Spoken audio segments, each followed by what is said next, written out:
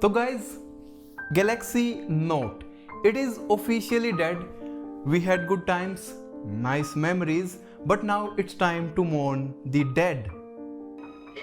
तुझे मेरा करण अर्जुन लौटाने होंगे माँ। मेरे करण अर्जुन को लौटा दे माँ। मेरे करण अर्जुन आएंगे।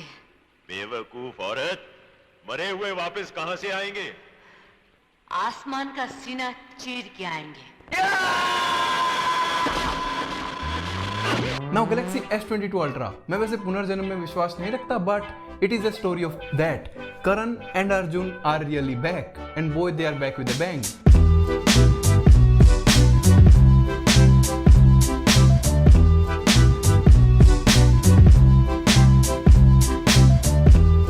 Now guys, in all seriousness, ये एक Galaxy Note स्मार्टफोन ही है, बस इसका नाम चेंज कर दिया गया है Galaxy S22 Ultra में।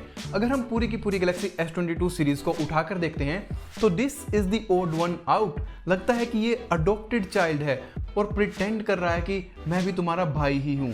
S22 और 22 प्लस कंटिन्यू करते हैं S21 सीरीज का popular camera contour design, but ये जो अल्ट्रा है it is completely different. Most likely क्या हुआ होगा कि सैमसंग ने इसे एज ए नोट डिवाइस ही डेवलप किया है और वो चाहते थे कि इसे एज ए नोट 21 या 22 अलग से ही लॉन्च करेंगे, बट बिकॉज वो कहीं फिट नहीं हुआ उनके रोड मैप पर, तो they scrapped the real S22 ultra और उन्होंने इस नोट 21 या 22 को बस S22 अल्ट्रा का नाम दे दिया।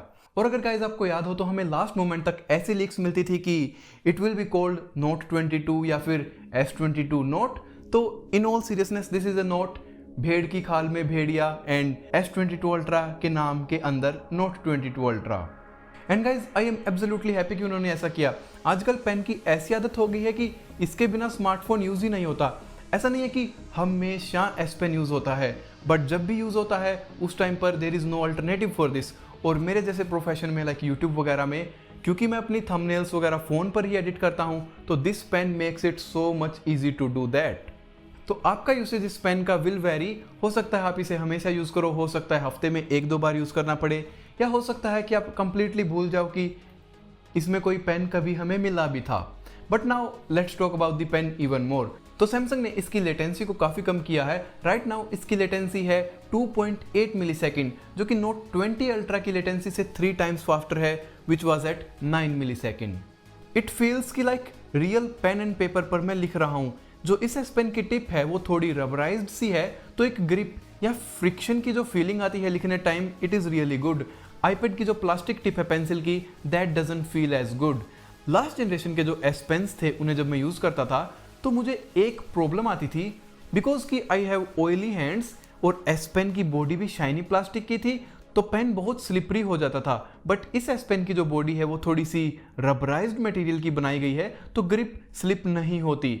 बट गाइस उसी इंक्रीज फ्रिक्शन की वजह से एस पेन को बाहर निकालना और वापस डालना, इट इज थोड़ा सा मोर डिफिकल्ट, बट ये एक छोटा सा कॉम्प्रोमाइज है for a better in hand writing feel. एक और चीज, हमें इस बार एडिशनल पिंस टिप्स नहीं मिलती, तो अगर आपकी टिप फॉर सम रीजन टूट जाती है एस पेन को गिराने से, तो you have to get to service centre to replace it, which is not ideal, less repairable और मोर एक्सपेंसिव होगा वो अगर हमारे बॉक्स में ही फ्री टिप्स मिलती तो। बाकी सारे के सारे एस पेन नोट वाले फीचर्स हमें यहाँ भी मिलते हैं, लाइक एस पेन निकालने पर क्विक ऑप्शंस का टॉगल, ब्लूटूथ फंक्शन सेल्फी लेने के लिए, और इधर उधर लाइक हैरी पॉटर वाली छड़ी चलाने वाले सारे के सारे functions. Importantly off screen memos are also back, और हैंड राइटिंग रिकॉग्नाइजेशन को भी बेटर किया गया है और काफ़ी सारी नई लैंग्वेजेस भी इसमें ऐड की गई हैं। नाउ गाइस इस बार हमें कोई फंकी कलर्स के एस पेन नहीं मिलते, जैसे नोट 10 के साथ ये ब्लू कलर का पेन होता था, और ना ही ये पेन स्मार्टफोन की बॉडी के साथ कलर मैच्ड हैं। ये तो खैर ब्लैक कलर है और ब्लैक ही स्मार्टफोन है, बट बाकी कलर वाले स्मार्टफोन्स के साथ भी हमें ब्लैक कलर के ही पेन मिलते हैं। और अगर ये आपका पहला एस पेन वाला डिवाइस है तो आई रिकमेंड कि डोंट डू दिस, बिकॉज इस बटन की एक लाइफ एक्सपेक्टेंसी है और एक लिमिटेड नंबर ऑफ क्लिक्स ये कर सकता है अपनी पूरी लाइफ में। माना कि वो काफ़ी ज़्यादा है, बट अगर हम डेली करते हैं तो ये ख़राब हो सकता है। जैसे मेरे गैलेक्सी नोट 10 के पेन का बटन ख़राब हो चुका है, और मुझे भी ये गंदी आदत लग गई थी दूसरे यूट्यूबर्स को ये देख कर, तो डोंट डू दैट। ये display best display in any smartphone ever, जो कि एब्सोल्युटली कोई सरप्राइज होने वाली बात नहीं है। जब भी कोई सैमसंग का नया फोन आता है हम हमेशा ही ये कहते हैं कि this is the best display. Samsung king है गाइस डिस्प्लेस का, उनके स्मार्टफोन्स में हमेशा हमें सबसे बेटर डिस्प्ले ही मिलती हैं और this is no exception.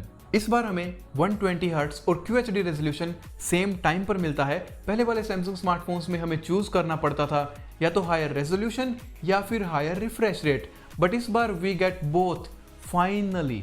Guys इस डिस्प्ले की ब्राइटनेस भी इंक्रीज कर दी गई है अप टू 1750 निट्स, जिसकी वजह से ये सनलाइट में सबसे इजीली रीडेबल डिस्प्ले है। और सैमसंग का जो नया विजन बूस्टर फीचर है तो वो स्क्रीन को रीड करके कुछ इस तरह से एडजस्ट करता है कि ये इवन मोर कलर एक्यूरेट नजर आए। डिस्प्ले थोड़ी सी कर्व्ड है दोनों एजेस में। It is like note 20 ultra जो कि विजुअली देखने में बहुत सुंदर लगती है, बट पेन को एजेस पर यूज करना आइडियल नहीं है। हाउएवर अगर आप फ्लैट डिस्प्लेज के फैन हैं तो गैलेक्सी S22 और S22 प्लस बिल्कुल कंप्लीटली फ्लैट हैं। Go check them out. Display के बीच में गाइज हमें यहाँ पर मिलता है एक अल्ट्रासोनिक फिंगरप्रिंट स्कैनर, जो कि कहना पड़ेगा it has become the fastest fingerprint scanner. जब ये लॉन्च हुआ था S10 में शायद से, उस टाइम ये ऑप्टिकल स्कैनर से स्लो होता था, but right now it is the best. Samsung को पता था कि ओवर टाइम वो इसे ऑप्टिकल स्कैनर से बेटर बना सकते हैं, जो कि उन्होंने किया। This is better than any optical scanner. Also ये पहला स्मार्टफोन है with cornering gorilla glass Victus plus, सामने भी और पीछे भी। बट मैंने ट्विटर पर कुछ एक रिपोर्ट्स पढ़ी हैं कि लाइक ये इजीली स्क्रैच हो रहा है, खासकर ब्लैक कलर वाला, तो आई सजेस्ट कि लेमिनेशन या कोई कवर अपना प्रोटेक्शन के लिए यूज करें। इसके अलावा हमें इंडिया में 2 और कलर्स मिलते हैं, बरगंडी और वाइट, जो कि I don't think are the best. और जो red, blue and grey options हैं वो हमें इंडिया में मिलते ही नहीं, बट वो कलर्स भी are not a match for this legendary note 10 plus. मुझे नहीं लगता कि कभी कोई इससे बेटर फोन कलर आ पाएगा, but other than that matte black किसको पसंद नहीं आता। नाउ गाइस इसकी जो प्रेजेंटेशन थी उसमें सैमसंग ने सबसे ज़्यादा फोकस किया था इसके कैमरा सेटअप्स पर, which is the same story with every smartphone. कोई भी नया फोन लॉन्च होता है तो मेन फोकस कैमरा पर ही होता है, और इसका तो बनता है because this is the best camera system in any Android phone I have ever used. Firstly main 108 megapixel का शूटर है। अगर हम 108 मेगापिक्सल पर स्विच करते हैं तो अमाउंट ऑफ डिटेल जो है वो काफ़ी बढ़ जाती है, बट याद रखो कि HDR इतने अच्छे से काम नहीं कर पाता 108 मेगापिक्सल वाले मोड में, बिकॉज आई थिंक बहुत ज़्यादा इंफॉर्मेशन हो जाती है प्रोसेस करने के लिए। तो 12 मेगापिक्सल का जो HDR मोड है इट वर्क्स एब्सोल्युटली बेटर। जो 3x हमारा जूम कैमरा है वो मिड लेवल जूम शॉट्स में यूज होता है and it is good, but I think इसका मेन पर्पस है पोर्ट्रेट शॉट्स, और इस लेंथ पर पोर्ट्रेट शॉट्स आई थिंक सबसे बेस्ट आते हैं। वैसे तो आप 1x पर भी पोर्ट्रेट ले सकते हो, बट मोस्टली हम जूम लेंस से ही पोर्ट्रेट यूज़ करते हैं। जैसे ये भी एक जूम लेंस है, तो जो 3x जूम लेंस है उसके पोर्ट्रेट दिखने में काफ़ी अच्छे आते हैं। सैमसंग ने पोर्ट्रेट्स को काफ़ी और इम्प्रूव भी किया है सॉफ्टवेयर वाइज। वो कहते हैं कि अब ये एक एक सिंगल हेयर स्ट्रैंड को भी डिटेक्ट कर सकता है, तो इसकी डेप्थ मैपिंग भी सबसे बेस्ट है। और ये कौन सा ऑब्जेक्ट मुझसे एक्चुअली दूर है या मैं कोई ऑब्जेक्ट को होल्ड कर रहा हूँ ये भी डिफ्रेंशिएट कर सकता है, विच इज़ रियली नाइस। और वो चेंजेस दिखते हैं, जैसे कि इसने यहाँ पर ट्राई किया है कि ग्रिल के जो बीच का स्पेस है उसे ब्लर किया जाए। इम्प्रूवमेंट हालांकि अभी भी हो सकती है, it is not perfect, but I think अभी के हिसाब से इट इज़ बेस्ट। और गाइज याद रखो कि ये प्री रिलीज सॉफ्टवेयर पर रन कर रहा है, तो आई थिंक जब आपको फ़ोन मिलेगा तो पोर्ट्रेट्स इवन बेटर रन करेंगे। जो हमारा 10x ऑप्टिकल जूम लेंस है जस्ट अमेजिंग। मेरा ये पहला स्मार्टफोन है 10x ऑप्टिकल जूम लेंस के साथ, और मैं कह नहीं सकता कि हाउ इम्प्रेस्ड आई एम। उड़ते हुए बर्ड्स की फ़ोटोज़ लेना या काफ़ी दूर के बर्ड्स की इमेजेस लेना या कुछ भी बहुत दूर के ऑब्जेक्ट्स या कुछ भी वर्ड्स रीड करना, it is impressive. But guys ये क्रीपी भी हो सकता है डिपेंडिंग ऑन आप इसे कैसे यूज़ करते हो, तो डोंट मिस यूज इट। अभी तो क्या रिव्यू पीरियड था तो मुझे वो शॉट्स लेना कंपलसरी था, जूम शॉट्स लेना। इसे डेली लाइफ में मैं कितना यूज़ करूँगा I don't really know that much. But एक और चीज़ है कि इसका जो सीन ऑप्टिमाइजर है या फिर HDR है, sometimes it fuck things up. In cases में जैसे मून और ये लोगो है ये कंप्लीटली ही बिल्कुल अजीब सा कर दिया है, तो उन टाइम्स पर मुझे फोटोज एक और बार क्लिक करनी पड़ी to get the better result. इस बार गाइस सैमसंग ने सभी कैमरास का फील्ड ऑफ व्यू भी इंक्रीज किया है, बट अल्ट्रा वाइड का फील्ड ऑफ व्यू इंक्रीज नहीं किया। Like why? उसमें ही तो मोस्ट जरूरत होती है एडिशनल फील्ड ऑफ व्यू की, but still it is probably the best ultra wide camera. Also ये डबल करता है एज ए मैक्रो कैमरा, मैं ये नहीं कहूँगा कि ये ओप्पो के मैक्रो से बेटर है, it is not, but still बहुत बहुत ज़्यादा बेटर है कंपेयर टू जो हमें 2-2 मेगापिक्सल के मैक्रो कैमरास मिलते हैं बाकी के स्मार्टफोन्स में। वीडियो स्टेबलाइजेशन में भी सैमसंग ने काफ़ी इंप्रूवमेंट्स की है एंड इट इज़ अमेजिंग। लगता ही नहीं कि ये हैंड होल्ड वीडियो है। और सेम चीज़ सेल्फीज़ के लिए, मैंने इससे बेटर सेल्फीज़ भी किसी और स्मार्टफोन में अभी तक नहीं देखी हैं, बट यहाँ पर भी वही सेम प्रॉब्लम है कि अगर हम 40 मेगापिक्सल की सेल्फी लेते हैं तो HDR उतना अच्छे से काम नहीं कर पाता जितना 12 मेगापिक्सल की सेल्फीज़ में वो करता है। तो अगेन आई सजेस्ट कि 12 मेगापिक्सल की ही सेल्फीज़ लो। पावर वाइज गाइज हमें इसमें मिलता है स्नैपड्रैगन 8 Gen 1, जो कि मैं देखकर बहुत खुश हूँ बिकॉज इंडिया में हमें आई डोंट नो कितने सालों के बाद सैमसंग ने स्नैपड्रैगन का प्रोसेसर दिया है which is mighty powerful. But Samsung यहाँ पर भी एक कंट्रोवर्सी में फंस गया है GOS, जहाँ पर वो पकड़े गए हैं ऐप्स को स्लो करते हुए, 10,000 से भी ज़्यादा ऐप्स को स्लो करते हुए। रीज़न हो सकता है कि या तो बैटरी को इम्प्रूव करना या फिर स्मार्टफोन को ठंडा रखना, बिकॉज 8 Gen 1 की थोड़ी रेपुटेशन है ओवरहीट होने की। बट मैं ये कह सकता हूँ कि smartphone runs cool and absolutely fast. Games भी बहुत स्मूथली रन करते थे, कोई लैग का तो चांस ही नहीं है इतने हैवी स्पेक्स होने के बाद। और सैमसंग ने कहा है कि they will improve GOS and solve the issues, तो होपफुली सब ठीक हो जाएगा जब तक आपको स्मार्टफोन मिलेगा। हाउएवर एक चीज़ जो प्लान के हिसाब से नहीं रही वो है इनकी 45 वोट की चार्जिंग।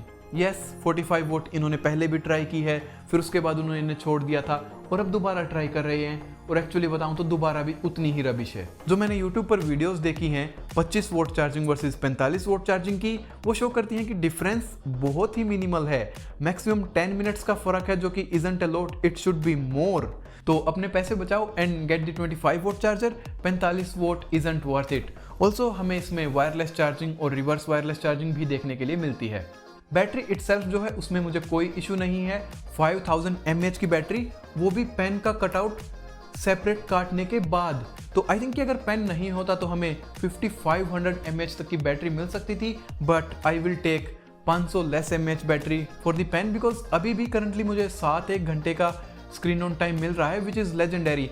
आप एक दिन तो एब्सोल्युटली पावर यूज़र हो तो भी एक दिन तो ये लास्ट करेगा, और अगर थोड़ा सा भी लाइट यूज़ करते हो तो I think it is a 2-day smartphone, अगर लाइट यूज़ आप इसको करते हो तो। बट इतनी सारी फीचर्स इस फ़ोन में क्रैम करने की वजह से ये एक मोटा भाई हो चुका है, वेट में भी और डायमेंशंस में भी पहले वाले नोट्स से काफ़ी मोटा और काफ़ी भारी है ना। एक और चीज़ जो मुझे फील हुई, आपको भी हो सकती है अगर आप फ़ोन को मेरी तरह से होल्ड करते हो अपनी पिंकी फिंगर के ऊपर यहाँ से रख के, वो ये है कि जब हम फ़ोन को ऐसे पकड़ते हैं तो फिंगर हमारी एग्जैक्टली स्पीकर असेंबली के ऊपर आ जाती है, जो कि पहला एक तो साउंड को ब्लॉक करती है, दूसरा कि साउंड वेव्स की वजह से फिंगर वाइब्रेट सी होती है और वो एक काफ़ी अजीब सी फीलिंग है। और लैंडस्केप डायरेक्शन में भी जब हम फ़ोन को पकड़ते हैं तो भी हमारा हाथ ऑलमोस्ट एग्जैक्टली स्पीकर के ऊपर ही आता है। पहले स्मार्टफोन्स में स्पीकर हमारा राइट साइड पर होता था तो ऐसा कोई इशू नहीं था।